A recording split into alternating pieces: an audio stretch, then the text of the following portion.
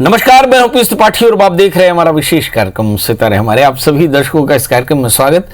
दोस्तों, आज हम बात करेंगे आज के पंचांग की, व्रत त्योहार की और साथ ही हम आपको आपका राशिफल बताएंगे। इसके अलावा आज बात करने वाले हैं कर्मणा दैव नेत्रेण जंतुर देहोपपत्तये। मतलब क्या हुआ कि कर्म के प्रभाव से मनुष्य का जन्म होता है। तो आप किस कुल में जन्म लेते हैं, किस खानदान में जन्म लेते हैं, कैसा रूप लेके पैदा होते हैं, कौन आपके माता पिता होते हैं और कब आपको बढ़िया माता पिता मिल जाए, अच्छे कुल में जन्म मिल जाए, इस पर चर्चा होगी। मतलब अपने लोक और परलोक को सुधारने के लिए क्या उद्यम करना चाहिए जी। ज्योतिष के नजरिए से इसे कैसे कब कहां देखा जाता है, इस पर भी चर्चा होगी। तो चलिए, इसके अलावा आपके फोन कॉल्स भी होंगे। हमसे फोन पे बात करने के लिए बड़ा आसान सा नंबर 0771400877। अब से आधे घंटे तक लगातार ये फोन लाइन खुली रहेगी और हमें आपके फोन का इंतजार रहेगा। तो चलिए कार्यक्रम की शुरुआत करते ही जानते हैं आज का पंचांग। आज शुभ संवत 2078 शक 1943 सूर्य उत्तरायण का ज्येष्ठ महीने के कृष्ण पक्ष की षष्ठी तिथि और दिन सोमवार षष्ठी रात्रि को 1:06 तक, श्रवण नक्षत्र 4:02 तक। आज चंद्रमा मकर राशि में होंगे। आज का राहु काल 7:02 से 8:42 मिनट तक होगा। तो दोस्तों, ये तो था पंचांग और अब बात करते हैं कर्मणा दैव नेत्रेण जंतुर देहोपत्तये की जी। अब मेरे आपके मन में एक ख्याल आ रहा होगा कि पंडित जी, ज्योतिष के कार्यक्रम में गरुड़ पुराण का ये उद्धरण क्यों दिखाई पड़ा। मैं भी सोचता हूं कि जब मैं ज्योतिष की बात करता हूं तब मैं प्रारब्ध की बात करता हूं, और जब मैं प्रारब्ध की बात करता हूं तो मैं कर्म फल की बात करता हूं, और जब मैं कर्म फल की बात करता हूं तो मैं कर्म की बात करता हूं। मतलब हमारे जीवन में जो घटित हो रहा है कहीं ना कहीं हमारे कर्मों के प्रभाव से हो रहा है। गरुड़ पुराण में 2 ऐसे उदाहरण हैं जिसमें लिखा है कि भाई, जब जीव नरक से आकर के और जन्म लेता है तो कथम उत्पत्ते मातुर जठरे नरकागतः गर्भादि दुखम यन भुंक्ते तन्मे कथय केशव। कि गरुड़ जी ने प्रश्न किया कि नरक से आया हुआ जीव कैसे माँ की कुक्ष में जन्म लेता है और गर्भ से लेकर मृत्यु पर्यंत कैसे दुख भोगता है, ये बताओ। और यहीं पर एक अध्याय में आया कि शुचि नाम श्रीमतांगे ही योग भ्रष्ट प्रजायते, और पवित्र से पवित्र लोगों में पवित्र जीवों की उत्पत्ति होती है, पवित्र कुल में अच्छे जीवों की उत्पत्ति होती है और जो आनंद देते हैं। अब आइए, इन सब का मतलब क्या है। मतलब यह है कि जातक अगर अपने जीवन में जन्म से कष्ट पा रहा हो तो उसको अपनी जन्म कुंडली दिखा लेनी चाहिए, क्योंकि कष्ट का मतलब है कि कहीं कहीं पापोदय, और पापोदय का मतलब है कि पूर्व जन्म के या पूर्व संचित कर्म में बहुत अधिक तीव्र पापों का उदित हो जाना, और बिना उसके निष्क्रमण के, उसके बिना निरसन के आपको शांति नहीं मिल सकती। या फिर आपको जीवन में बड़ा सुख मिल रहा है तो ये सुख भी अभी का किया हुआ नहीं है। अच्छे कुल में जन्म लिया आपने, अच्छे माता पिता मिले, अच्छा स्वरूप मिला, अच्छी पत्नी मिली, अच्छे बच्चे मिले, तो ये क्यों हुआ? ये भी आपके कर्म के प्रभाव से कि आपने बड़े पवित्र कर्म किए थे। अब आगे आने वाले दिनों में या आने वाली योनि में, आने वाले जन्मों में आपका जन्म इसी तरह से पवित्र हो या आप मुक्त हो जाए, धर्म अर्थ काम मोक्ष पुरुषार्थ चतुष्टय सिद्ध हो जाए। इसके लिए क्या करना चाहिए? तो आज हम दोनों पर चर्चा करेंगे कि भाई पापों से कैसा बचा जाए और पुण्यों को कैसे संचित किया जाए, कैसे अपने जीवन में शांति और समृद्धि को बनाए रखा जाए। शास्त्र में इसके लिए 5 कर्म लिखे। ये 5 कर्म हैं। सबसे पहले नाम जाप, कि आपको नित्य नाम जाप करना चाहिए। दूसरा होता है दान, मतलब आपको नित्य दान करना चाहिए। तीसरा होता है स्वाध्याय, चौथा होता है सत्संग और 5वां होता है यज्ञ। इन 5 कर्मों के प्रभाव से आपका लोक और परलोक दोनों बदलता है। अब बड़ा प्रश्न एक फिर से उठता है, पंडित जी ज्योतिष का इससे क्या कनेक्शन है? तो ज्योतिष का कनेक्शन है कि यदि आपकी जन्म कुंडली में लग्न 3, 5वें भाग्य और 11वें स्थान के स्वामी 6, 8, 12वें बैठ जाए, राहु जैसे पापग्रहों से आक्रांत हो जाए, आपके जीवन में बड़े कष्ट हो, तो उनका निदान क्या है? बड़ा प्रश्न है कि सभी प्रकार के कष्टों का निदान क्या है। तो तुलसीदास जी को पढ़िए। तुलसीदास जी बहुत अच्छे लेखक है। उन्होंने एक लाइन में इसका समाधान लिखा, भावी मेट सकहि त्रिपुरारी। तो भगवान शिव के आश्रय में जाना चाहिए, भगवान शिव की शरणागति में जाना चाहिए। शिव शब्द का अर्थ क्या होता है? का श इव शयेति तिष्ठेति यो जनानां मध्ये शिवः इति, कि जो अत्यंत सरल हो ऐसे महादेव आशुतोष की शरण में जाना चाहिए। अब जाके क्या करना चाहिए? कहा जा करके देव पूजन करना चाहिए। देव पूजन करने के बाद में आरती पुष्पांजलि करें और फिर जीव सेवा करें और ओम नमः शिवाय इस मंत्र का जप करें। अब तीसरी बात उठती है कि पंडित जी महादेव को पसंद क्या है? शिवो जल प्रियम, भगवान शिव को जल बड़े पसंद होते हैं। हमारे बोलते पत्रम पुष्पम फलम तोयम, पत्र पुष्प फल और जल, इन 4 चीजों से ही महादेव की पूजा हो सकती है। मतलब पत्र का मतलब है बेलपत्र ले लें, पुष्प का मतलब है कनेर के फूल ले लें और जल का मतलब होता है कैसा भी जल ले लें। तो पत्र पुष्प फल और जल लेकर के आप भगवान शिव को रिझा सकते हैं और आपने सारे इस जन्म के पूर्व जन्म को कृताकृत का निरसन कर सकते हैं और आप अपने जीवन को बेहतर पा सकते हैं। अब आपके पास में एक और प्रश्न आया कि नाम तो आपने भगवान शिव का जप लिया, तो अब दान क्या करना चाहिए? तो कहा तिल आदि दान करना चाहिए। तो तिल, लोहा, सोना, रुई, नमक, सप्तधान्य, भूमि और गौ, ये 8 वस्तुएं होती है। उसमें सबसे श्रेयस्कर है 3 प्रकार के तिल, सफेद, भूरे, काले तिल। इनका दान करने से आपके कष्टों की निवृत्ति होती है। अब आया तीसरा स्वाध्याय। स्वाध्याय में क्या करना चाहिए? तो हमारे यहाँ पे प्रस्थानत्रयी ग्रंथ है जिसमें गीता, इसके अलावा गीता के साथ में हम पढ़ते हैं उपनिषद और ब्रह्मसूत्र। ये 3 ग्रंथ हैं, इसे जरूर पढ़ना चाहिए। इसके पढ़ने से आपका तर्क जागेगा और भगवान के प्रश्न दूर होंगे, भगवान को लेकर प्रश्न दूर होंगे और पाप और पुण्य के तर्क समझ में आएंगे। अब तीसरी बात होती है संग करना चाहिए। तो अच्छे अच्छे लोगों का संग करना चाहिए। स्वाध्याय हो गया, दान हो गया, अब यज्ञ करना चाहिए। कहा यजनम करोति ज्ञानमिति। हमारे बहुत सारे दर्शक अनेक प्रकार के यज्ञ करते हैं। गीता में इसका सीधा सीधा वर्णन है कि जातक को कोशिश करके शिव सेवा की पूजा करनी चाहिए, कृष्ण की पूजा करनी चाहिए। इष्ट की साधना करने से सब प्रकार के कष्टों की निवृत्ति होती है।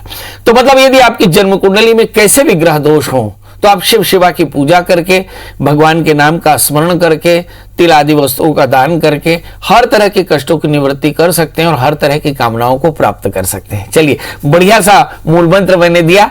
अब हमारे साथ बहुत सारे कॉलर जुड़ने का सिलसिला शुरू हो चुका है। हमारे साथ बहुत सारे कॉलर जुड़ चुके हैं। IBC24.in के पेज में, फेसबुक पेज में यदि आप जुड़े हो तो सबसे पहला काम तो हमारे इस कार्यक्रम को अपने वॉल पर शेयर कर दें ताकि बहुत सारे दोस्त आपको इस कार्यक्रम को देख सकें। और दूसरी बात यह है कि यदि आपके मन में कोई प्रश्न हो तो डेट ऑफ बर्थ, टाइम और प्लेस लिख करके उस पर डाल दें। हमारे साथ पहली कॉलर है मुन्नी देवी। मुन्नी जी, आपका बहुत बहुत स्वागत है। बताइए क्या जानना चाहते हैं? प्रणाम पंडित जी। एकदम प्रणाम। बताइए डेट ऑफ बर्थ, टाइम और प्लेस। जी, पंकज कुमार है पंडित जी। उसका शादी का बहुत मतलब रिश्ता आता है, वही पता। जन्म तारीख बताइए ना। 12 फरवरी, हाँ, शनिवार, 3:30 बजे। सन नहीं बताया आपने। सन 94 पंडित जी। और जन्म समय? 3:30 बजे दोपहर में, रात में? दोपहर में पंडित जी। और जन्म स्थान? भिलाई का पंडित जी, कोरोना हॉस्पिटल। चलिए, अभी बच्चा क्या करता है? अभी ऐसे प्राइवेट जॉब करता है पंडित जी, BHP में। अच्छा, शादी करना जरूरी है, बाकी सब मजबूरी है। चलिए देखिए कि आपको बढ़िया बहुरिया मिल रही है कि नहीं। इस बच्चे का जन्म लग्न मिथुन है, राशि इसकी कुंभ है। जितनी देर में मैं आपसे ये कहने वाला हूं कि आपके बच्चे का विवाह का योग आ गया, उतनी देर में आप भी तय कर लीजिए कि पंडित जी ने कहा है कि बच्चे का विवाह का योग आ गया। अगर ये कोरोना नहीं होता तो आपके बच्चे का ब्याह हो गया होता। मतलब इस कोरोना के लॉकडाउन में आपके बच्चे का ब्याह रुक गया। मगर फिर भी आपके लिए एक छोटी सी गुजारिश कि इस बच्चे के 8वें स्थान में मंगल सूर्य के साथ में बैठे हैं। शादी से पहले एक छोटा सा अर्क विवाह करा लें। आपके इसका दाम्पत्य जीवन बहुत अच्छा होगा। चूंकि मंगल है इसलिए थोड़ा सा विवाह में व्यवधान आता है। तो अर्क विवाह शनिवार रविवार को हस्त नक्षत्र में कराए जाते हैं। एक 4 कैरेट का अच्छा सा माणिक और 4 कैरेट का, एक 4 कैरेट का पन्ना और 4 कैरेट का जामुनिया इसे धारण करा दें। बच्चे से कहें शनिवार का व्रत किया करे, माता पिता भी बच्चे का अर्क विवाह करावें और उसे कहें कि लगातार भगवान शिव की पूजा करें, तिल का दान करें। आप देखेंगे कि उसकी सारी परेशानियां दूर हो जाएंगी और बहुत जल्दी से विवाह हो जाएगा और करियर भी बहुत शानदार रहेगा। जी सच्चिदानंद सन्मय चिन्मय आनंद में बताइए प्रभु क्या क्या जानना चाहते हैं? जी, हमारा करियर ठीक नहीं चल रहा है। जिसको दोस्त पूछता है वो दुश्मन हो जाता है। अच्छा, हम तो अभी तक नहीं हुए। आप बताइए जन्म तारीख, जन्म समय, जन्म स्थान। 1952 21 जनवरी। 21 जनवरी 1952। और जन्म समय बता दें। घर पर दरभंगा में। हैं? घर पर नहीं, घर पर कितने बजे हुए थे? 6:07 सुबह। 9:44 में। दोपहर में? नहीं, सुबह 6:44। हाँ। और जन्म समय? जन्म समय हुए 6:44 में सुबह में। जन्म स्थान? जन्म स्थान घर पर नहीं, घर पे, घर कहाँ है आपका? बभन गांव, लखीसराय, बिहार। लखीसराय जी। बिहार। प्रभु बताएं क्या जानना चाहते हैं? जानना चाहते हैं, जो दोस्त रहता है वो दुश्मन भी पीछे से वार करता है, दुश्मन बन जाता है, घर परिवार भाई कुल। चलिए, ये बड़ी बात है कि काम बनते बनते बिगड़ जाता है जी। चलिए आइए देखते हैं बुरे समय की पहचान क्या है। जब आपसे लोग कटने लगे तो समझ लेना आपका बुरा समय आया है और जब आपसे जुड़ने लगे तो समझ लेना आपका समय अच्छा आया। कलिकाल में लोग अपने लाभ से आपसे जुड़ते हैं और अपने हानि से बचते हैं। तो आपकी जन्म कुंडली में देखे लेते हैं कि क्या समय आपका वास्तव में बुरा है, क्योंकि लोग आपके बारे में यही सोचते हैं कि आपका समय बुरा हो गया, इसलिए शायद आपसे कट रहे हैं। आपका जन्म लग्न मकर है और आपकी राशि तुला है। आपका तृतीयेश बृहस्पति है, मतलब चीजें तो ठीक है। दशम स्थान में मंगल चंद्रमा है, तो महालक्ष्मी योग, चिंता करने की आवश्यकता नहीं। देश काल परिस्थिति के अनुसार लोग आते और जाते रहेंगे।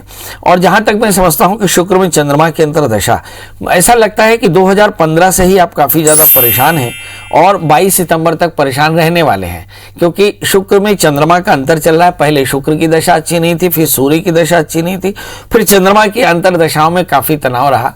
अब जब मंगल की दशा शुरू होगी सितंबर 2021 के बाद, तब आप देखिएगा कि आपका लल्लन टाप समय शुरू हो जाएगा। अब बड़ा प्रश्न है कि आपको क्या करना चाहिए। हमारे यहाँ बोलते हैं क्षणशः कणशश्चैव विद्याम अर्थंच साधयेत, क्षण त्यागे कुतो विद्या, कण त्यागे कुतो धनम। हमारे को क्षण क्षण नित्य दान करना चाहिए, थोड़ा स्वाध्याय करना चाहिए, भगवान शिव और शिवा की पूजा करें, एक 4 कैरेट का अच्छा सा जामुनिया और 4 कैरेट का पन्ना धारण कर लें और भगवान शिव का अभिषेक करते रहें, धतूरे का फल अर्पित करते रहें और सितंबर तक थोड़ा सा इंतजार करें। जब सितंबर का वक्त आएगा तब फिर आप 1 वर्ष के भीतर बताना है कि आपके सारे ये डूबे हुए दोस्त वापस लौट कर आए कि नहीं, और फिर आप बताइएगा कि लोग आपसे प्यार करने लगे कि नहीं। ये सब काल का दोष है, न कोई किसी का मित्र है, न कोई किसी का शत्रु है। असल में काल के दंड के कारण ही लोग मित्र और शत्रुवत व्यवहार करते हैं। चलिए हमारे साथ अगले कॉलर लोकेश जी हैं। लोकेश जी, आपका बहुत बहुत स्वागत है। बताइए क्या जानना चाहते हैं। सर जी नमस्कार। जी नमस्कार, बताएं। मेरी मिसेज का पूछना था मेरे को, उनका नाम रमा साहू है, रमा साहू जी। तो उनका डेट ऑफ बर्थ है 7 मार्च 1996।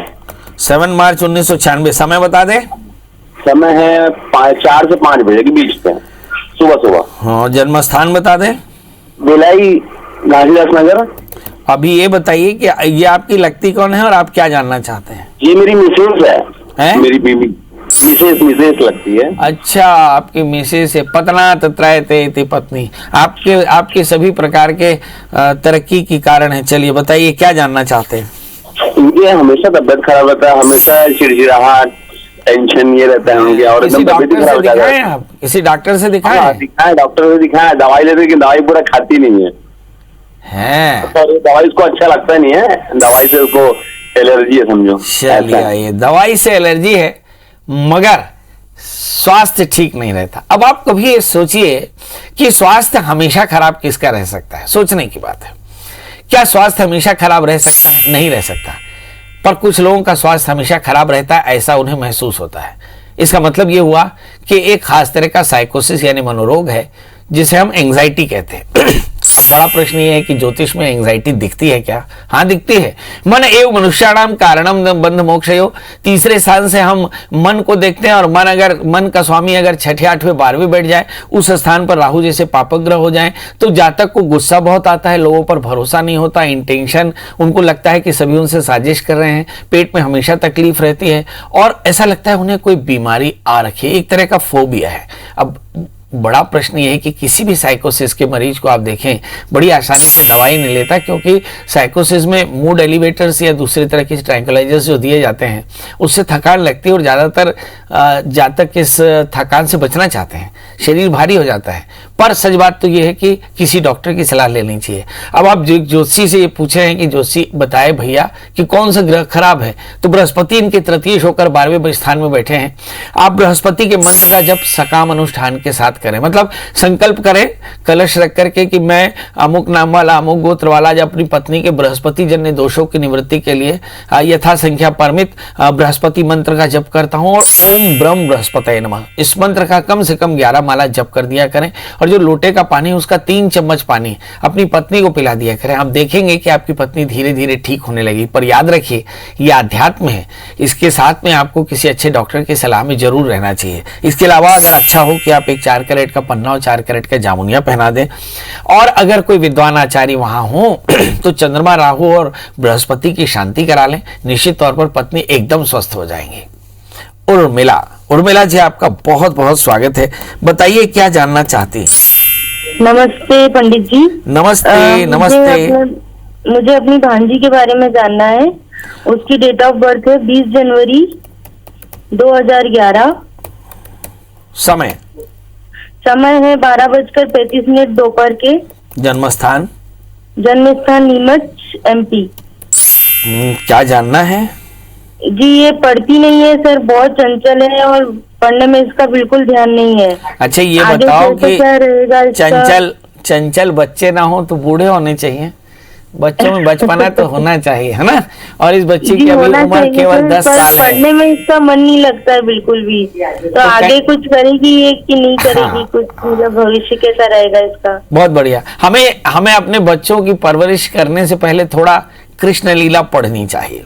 कृष्ण लीला पढ़ें तो समझ में आएगा कि जिस बच्चे में जितना न्यूसेंस होता है वो उतना एनर्जाइज होता है, और वही आगे चल करके बड़ा आदमी बनता है।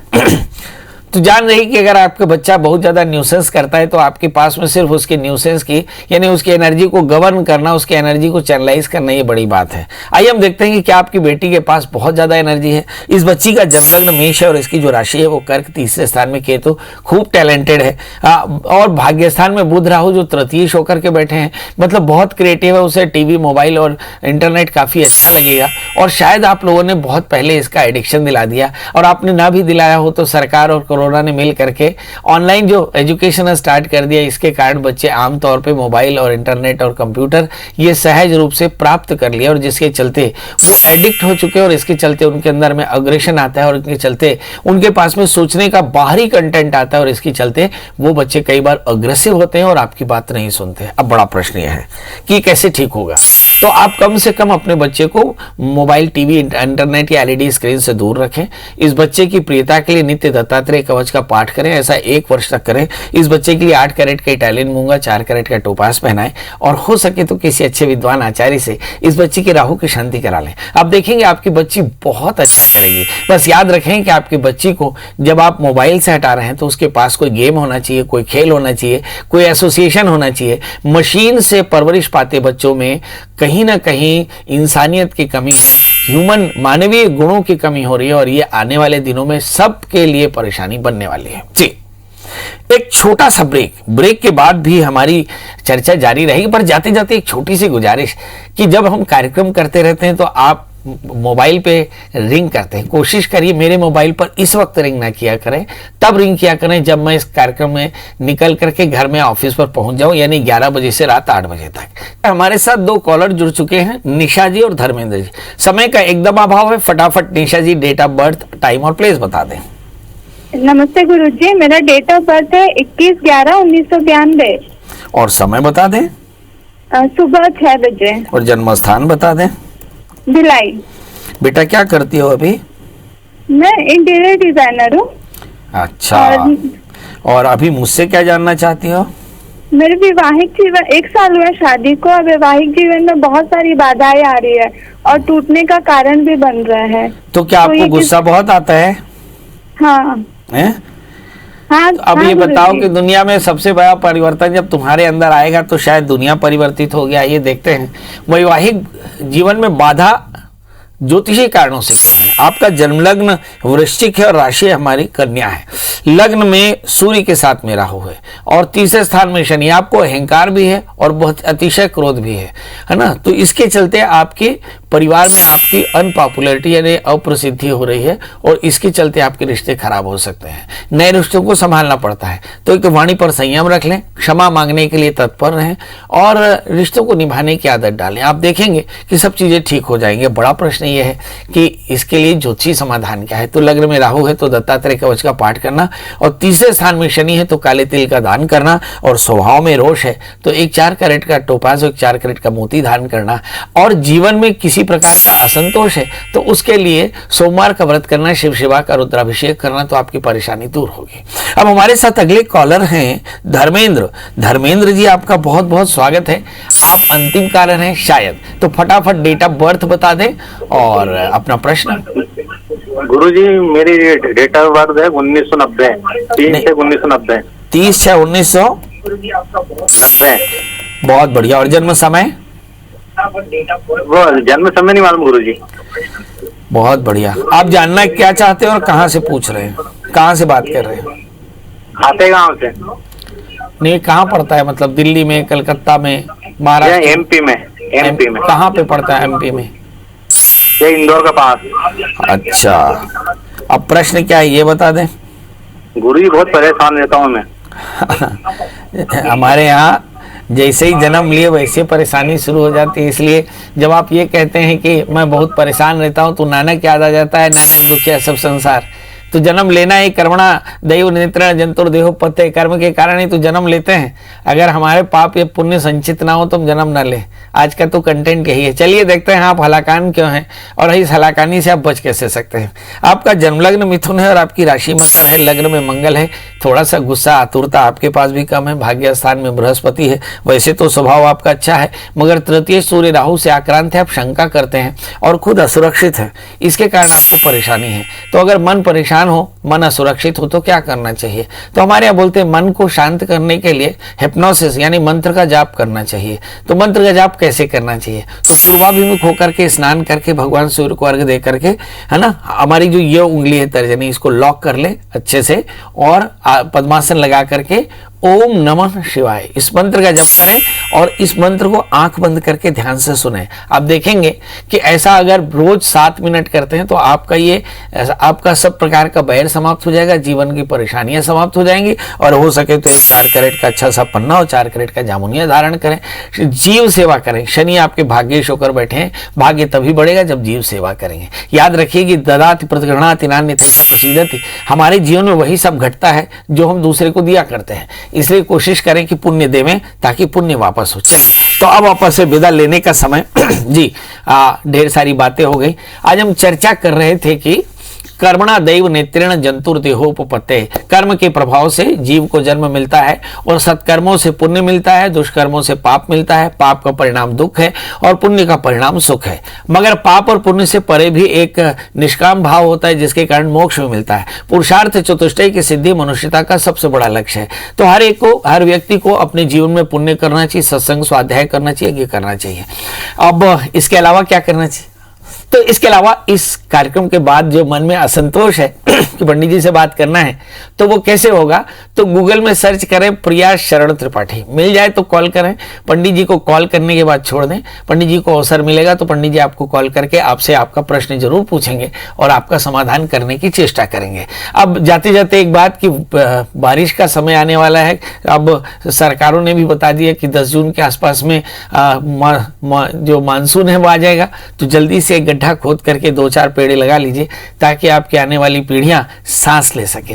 कल हम फिर हाजिर होंगे, पर जाते जाते वही एक बात कि अभी कोरोना खत्म नहीं। मास्क लगाना, सैनिटाइजेशन करना और सोशल डिस्टेंसिंग मेंटेन करना जारी रखिएगा। कल फिर हाजिर होंगे किसी नए विषय के साथ। तब तक मुझे दीजिए इजाजत। नमस्कार।